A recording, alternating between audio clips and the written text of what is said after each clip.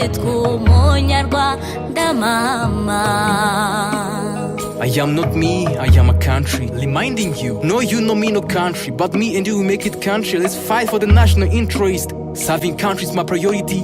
Patriotism is my duty. Doing best for the country is my destiny. I don't care for those lumas who always listen, talk to the country. I came here to contradict them to what they say to us. Rwanda is national peace and equal, no more hates anymore. This is the Rwanda you always dream, where cooperation means wealth nation with no division, just fighting for the vision. I can see constellation among the people, no more tribes and ideology. This is Rwanda we'll die for. I can see hope to the youth generation of tomorrow, men and women who will fight for their country, even if they will cost blood, but they are little sacrifice. All we want is in our hands. Let's stand together and find solution for our nation. Nation is you, nation is me. Democracy is my diversity.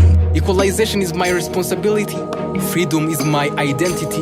We live a nation, I will go. How we try to represent my nation, cause my nation is my motivation. Ninjyerwanda, newe ishema ryo kwitwa umunyarwanda. Yes, Ninjyerwanda. Uko byagenda kose